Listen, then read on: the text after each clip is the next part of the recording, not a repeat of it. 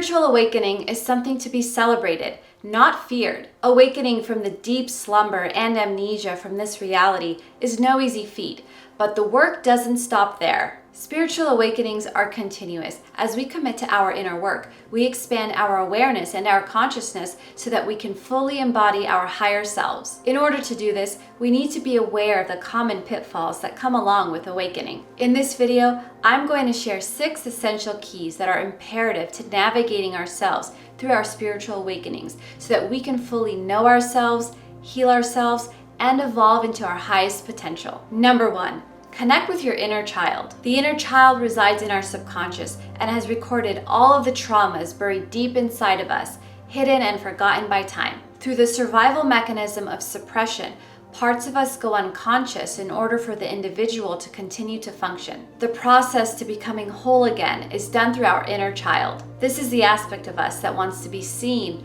heard, and ultimately integrated. Our inner child is trying to get our attention so that we can meet our own needs and love ourselves instead of assigning those roles to people, places, or things. It can be difficult to feel complete on this journey, but when you meet your inner child, you will start feeling the safety and security inside yourself that comes with healing this crucial shadow aspect. When you send love to your inner child, you are telling them that they are safe to exist and thrive. You are giving them the home they've always wanted and inviting them to share their talents, imagination, and guidance with you. You can connect with your inner child in meditation by visualizing yourself around ages 7 or 8, but feel free to pick any age where you needed the most support. Fully embrace them and hold them in your arms.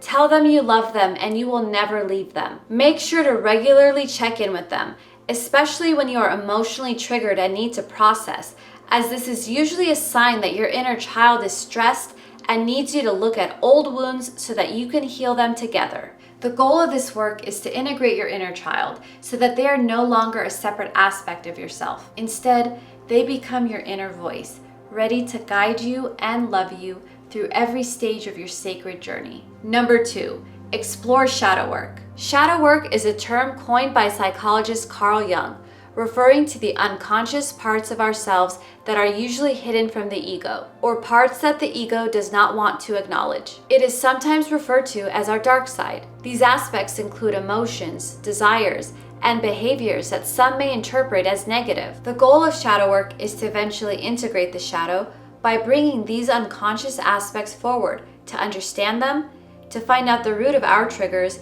and the reasons why we react and behave in certain ways, as well as which repressed emotions need our attention in order for us to meet all our aspects with compassion and unconditional love. Shadow work helps us understand the deeper and unexpected ways that we interact with the world. Feeling your feelings and understanding why you do or don't do certain things allows you to become more aware of what triggers your ego and allows you to act from a higher, more conscious place rather than reacting to outside triggers from others that are speaking to an aspect of yourself that just wants to be understood and liberated. Number 3, understand what it means to be an empath. Empaths are very sensitive to energy and easily absorb the energy of people around them. Sometimes an empath can be so overtaken by another person's energy that they are so unaware of how much of their will, power, and energy they have given away. Empaths often fall prey to narcissistic relationships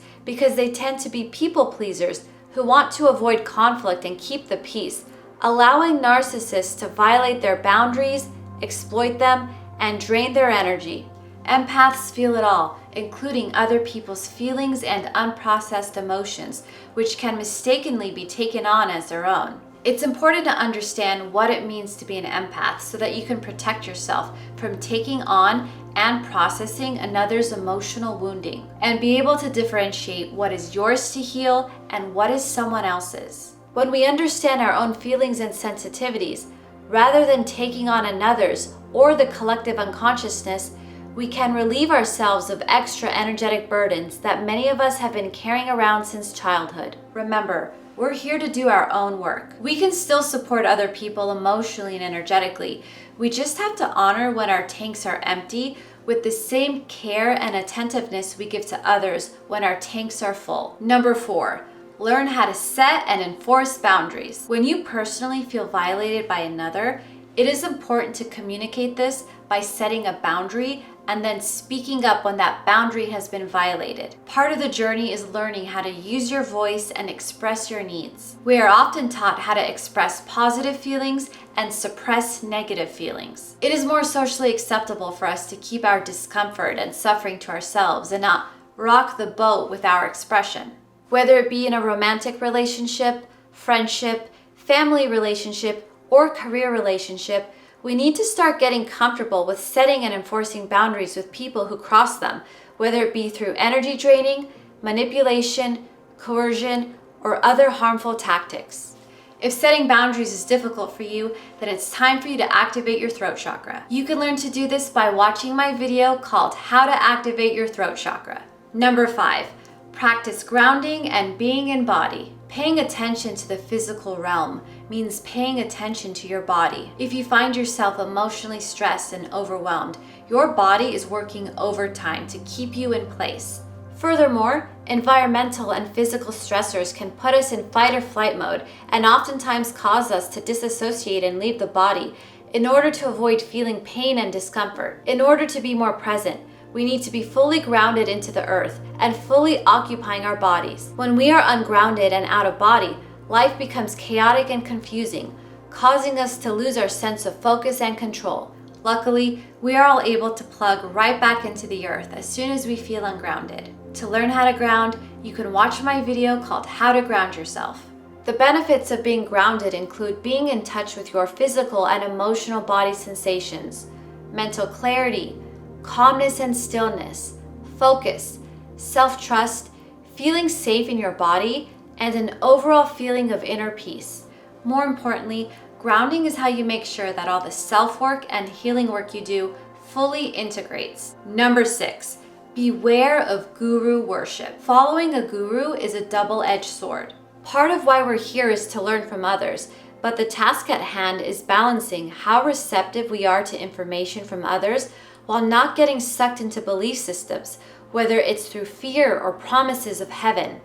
Many spiritual gurus prey on our lack of confidence in our ability to listen to our higher selves and follow our intuition.